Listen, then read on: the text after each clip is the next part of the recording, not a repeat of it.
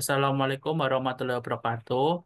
Yang kami hormati Ibu Sita Fati Atna dan Ibu Paskalia Pradanti dan teman-teman yang berbahagia.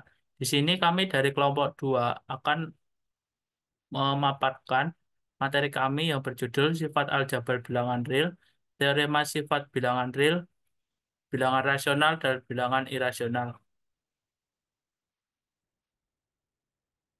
Sebelumnya, perkenalkan anggota dari kelompok kami. Yang pertama ada Sepia Erin, yang kedua ada saya Ridwan Herudin, dan yang ketiga ada Mbak Alma Ida. Nah, langsung saja ke materinya. Yang pertama itu ada sifat aljabar bilangan real. Nah, bilangan real itu dilambangkan dengan huruf R kapital. Nah, bilangan real atau real adalah bilangan yang terdiri dari angka-angka hitung, yang terdiri dari bilangan rasional, meliputi semua bilangan bulat positif, bilangan bulat negatif, dan bilangan nol, dan juga bilangan pecahan murni. Misalnya itu 3/5 dan 2. Dan bilangan irasional seperti pi, e, dan akar 2. Adapun relasi antara himpunan bilangan real dapat disajikan pada diagram Venn pada gambar 1.1. Nah, bisa dilihat bilangan real itu mencakup semuanya. Nah, selanjutnya ada sifat sifat aljabar himpunan bilangan real. Nah, pada bilangan real itu terdapat dua operasi biner. Yang pertama itu ada penjumlahan dan perkalian eh, yang ditandakan dengan plus dan juga titik. Nah, kedua operasi tersebut, penjumlahan dan perkalian itu memiliki sifat-sifat berikut. Yang awal itu untuk penjumlahan itu mempunyai sifat komutatif atau bisa dikelompokkan dan asosiatif penjumlahan. Yang ketiga ada eksistensi elemen nol atau elemen identitas pada operasi penjumlahan, di mana eh, misal A elemen R, A plus nol sama dengan A sama dengan nol plus A. Nah, yang keempat itu terdapat inverse penjumlahan atau eksistensi elemen negatif, yang berbunyinya untuk setiap A elemen R terdapat negatif A elemen R sedemikian sehingga A plus negatif A sama dengan nol dan negatif A plus A sama dengan nol. Selanjutnya ada sifat untuk yang perkalian, itu ada sifat komutatif perkalian dan sifat asosiatif perkalian. Yang ketiga ada eksistensi elemen unit satu untuk perkalian, yaitu terdapat satu elemen R sedemikian sehingga satu dikalikan A sama dengan A kali satu untuk semua A elemen real. Dan selanjutnya ada eksistensi inverse perkalian, yaitu untuk setiap A elemen R dan A tidak sama dengan nol, terdapat satu per A elemen real sedemikian sehingga A dikali satu per A sama dengan satu, dan satu per A dikali A sama dengan satu untuk A untuk semua A elemen real. Dan yang terakhir itu ada sifat distributif perkalian atas perjumlahan, di mana X dikalikan Y plus Z sama dengan X dikalikan Y ditambah X dikali Z, dan Y plus Z dikalikan X sama dengan Y dikali X ditambah Z dikali X untuk setiap X, Y, Z elemen real. Next. Yang selanjutnya itu teorema bilangan real. Yang pertama, teorema satu ketunggalan identitas. Di mana jika X bilangan real yang mempunyai X plus A sama dengan A, untuk setiap A elemen real, maka X sama dengan 0. Jika Y bilangan real yang memenuhi Y dikali B sama dengan B, untuk setiap B tidak sama dengan 0, maka Y sama dengan 1. Teorema yang kedua yaitu ketunggalan inverse. Permisalan A, AB sebarang bilangan real. Yang pertama, jika Z plus A sama dengan 0, maka Z sama dengan min A. Yang kedua, jika Y kali B sama dengan 1, dan B tidak sama dengan 0, maka Y sama dengan 1 per B. Teorema yang ketiga yaitu perkalian terkait 0. Yang pertama, untuk setiap A elemen real, A dikali 0 sama dengan 0. Yang kedua, jika A dikali B sama dengan 0, maka A sama dengan 0 atau B sama dengan 0. Baik, selanjutnya yaitu definisi. Definisi yang pertama yaitu tentang bilangan rasional yang berbunyi Bilangan X elemen R disebut bilangan rasional jika terdapat bilangan bulat PQ, di mana Q tidak sama dengan 0, sehingga X sama dengan P per Q. Definisi yang kedua yaitu bilangan irasional yang berbunyi bilangan Y elemen R disebut bilangan irasional jika Y bukan bilangan rasional. Himpunan bilangan irasional dilambangkan dengan R per Q. Bilangan irasional pada fungsi biner tak tertutup, maka tidak termasuk lapangan bagian dari R. Bilangan berbentuk akar 2, akar 3, dan bilangan-bilangan yang bersesuaian adalah bilangan irasional menurut lema berikut, yaitu lema 2.1 yang berbunyi akar 2 bukan bilangan rasional.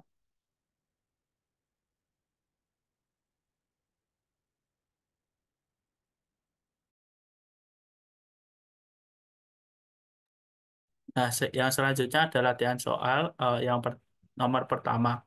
Gunakan sifat bilangan real untuk menentukan nilai ekspansi berikut. Nah, di sini kita bisa menggunakan asosiatif dan komutatif untuk mengelompokkan dan menyederhanakan ekspansi dari soal tersebut. Yang soalnya 2 per 3 ditambah 4 per 5 dikali 5 per 6 dikurangi 1 per 2 dibagi 3 per 4. Nah, di sini kita kelompokkan dulu yang perkalian.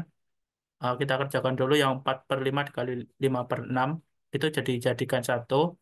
Selanjutnya yang pembagian itu 3 per 4-nya dibalik dan tandanya diganti kali. Itu juga kita kelompokkan jadi satu.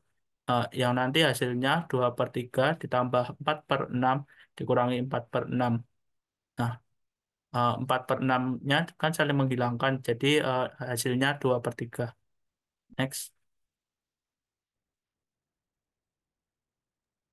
Baik, untuk latihan soal yang kedua yaitu buktikanlah persamaan berikut. Justifikasi setiap langkah penyelesaian dengan menggunakan sifat atau teorema yang sesuai.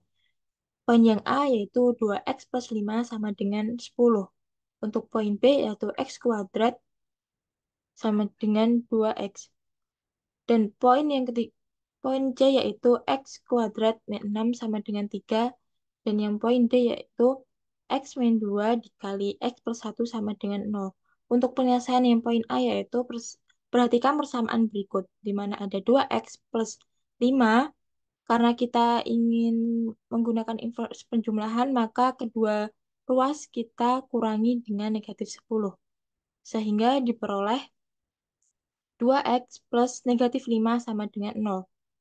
Kemudian kita menggunakan inverse penjumlahan kembali sehingga diperoleh 2x sama dengan 5. Kemudian kita menggunakan sifat asosiatif penjumlahan dan menghasilkan setengah dikali 2x sama dengan setengah dikali 5. Kemudian kita menggunakan operasi eksistensi unsur inverse perkalian sehingga menghasilkan x sama dengan 5 per 2. Sehingga nilai x yaitu 5 per 2.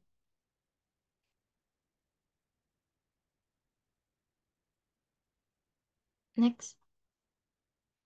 Untuk poin yang C, perhatikan persamaan berikut, di mana x kuadrat ditambah negatif 2x sama dengan 2x ditambah negatif 2x. Di sini kita menggunakan inverse penjumlahan agar sisi kanan hasilnya 0. Sehingga diperoleh x kuadrat negatif 2x sama dengan 0. Kemudian kita menggunakan sifat distributif perkalian atas penjumlahan. Sehingga diperoleh x dikali x negatif 2 sama dengan 0. Sesuai dengan teorema 2.1.3 poin B didapatkan x sama dengan 0 atau x negatif 2 sama dengan 0. Jika x negatif 2 sama dengan 0 sesuai dengan sifat eksistensi unsur inverse penjumlahan dan eksistensi unsur identitas penjumlahan unsur 0, maka x sama dengan 2. Sehingga nilai x yaitu x sama dengan 0 atau x sama dengan 2. Untuk yang poin C, perhatikan persamaan berikut di mana ada x kuadrat dikurangi 6 ditambah negatif 3 sama dengan 3 ditambah negatif 3.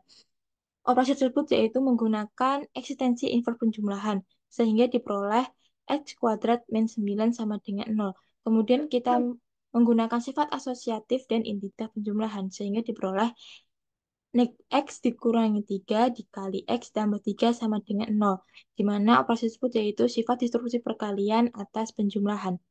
Sesuai dengan teorema poin B didapatkan X negatif 3 sama dengan 0 atau X plus 3 sama dengan 0. Jika X negatif 3 sama dengan 0 sesuai dengan eksistensi unsur invers penjumlahan dan eksistensi unsur identitas penjumlahan, maka X sama dengan 3. Dengan opini yang serupa, jika X plus 3 sama dengan 0, maka X sama dengan negatif 3. Sehingga nilai dari X yaitu X sama dengan 3 atau X sama dengan negatif 3. Untuk yang poin D, yaitu perhatikan jika X dikurangi 2 dikali X tambah 1 sama dengan 0. Sehingga berdasarkan teorema 2.1.3 poin B, X negatif 2 sama dengan 0 atau X tambah 1 sama dengan 0. Jika X dikurangi 2 sama dengan 0, maka berdasarkan eksistensi unsur invers penjumlahan dan eksistensi unsur identitas penjumlahan, X sama dengan 2. Sedangkan dengan argumen yang serupa, jika X plus 1 sama dengan 0, maka X sama dengan negatif 1. Sehingga diperoleh nilai X yaitu 2 atau negatif 1.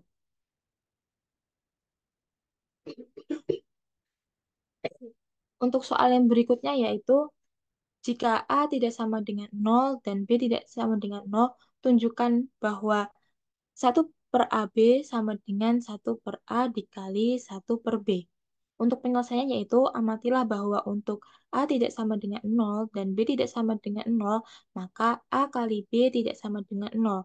Sehingga berlaku bahwa A per A dikali A sama dengan 1 dan A per B dikali B sama dengan 1. Dari sini kita mendapatkan bahwa 1 per A dikali A dikali 1 per B dikali B sama dengan 1 dikali 1. Sehingga menghasilkan 1. Selanjutnya dengan sifat asosiatif perkalian, sehingga diperoleh 1 per A dikali 1 per B dikali AB sama dengan 1. Dengan sifat eksistensi unsur replika, maka 1 per A dikali 1 per B sama dengan 1 per AB. Sehingga diperoleh bahwa 1 per AB sama dengan 1 per A dikali 1 per B. Contoh soal 4. Perhatikan jika X, Y bilangan irasional, maka X plus Y dan X kali Y tak selalu bilangan irasional. Di kasus ini, kita menggunakan X sama dengan akar 2 dan Y sama dengan min akar 2. Maka didapatkan X plus Y sama dengan 0. Maka juga didapatkan X kali Y sama dengan min 2, di mana keduanya adalah anggota Y. Latihan soal 5. Jika sebarang bilangan real, tunjukkan bahwa min A per B sama dengan min A per B. Jika B tidak sama dengan 0. Penyelesaiannya, perhatikan persamaan berikut. A per B plus min A per B sama dengan 1 per B dikali A plus 1 per B dikali min A. Menjadi 1 per B dikali A plus min A.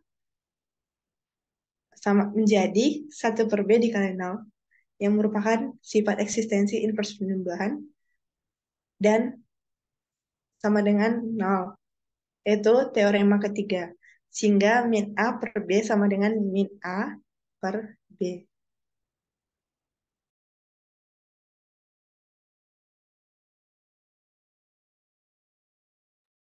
Selanjutnya, latihan soal nomor 6. Buktikan bahwa jika M dan N merupakan anggota bilangan real positif, maka akar M plus N lebih kecil sama dengan akar M ditambah akar N.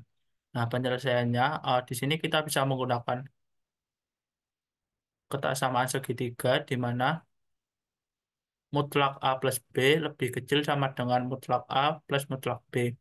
Karena M dan N itu elemen real positif, maka akar kuadrat dari M dan N juga positif.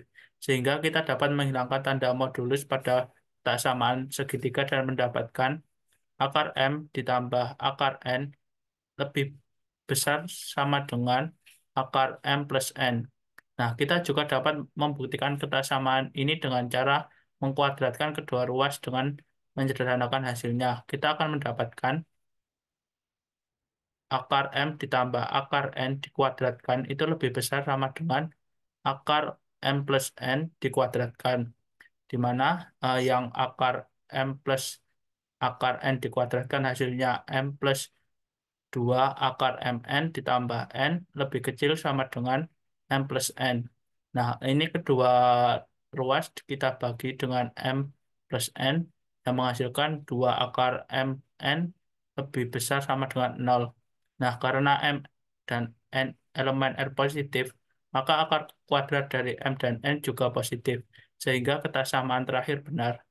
Nah, dari kedua pembuktian di atas, kita dapat menyimpulkan bahwa akar M plus N itu lebih kecil sama dengan akar M plus akar N.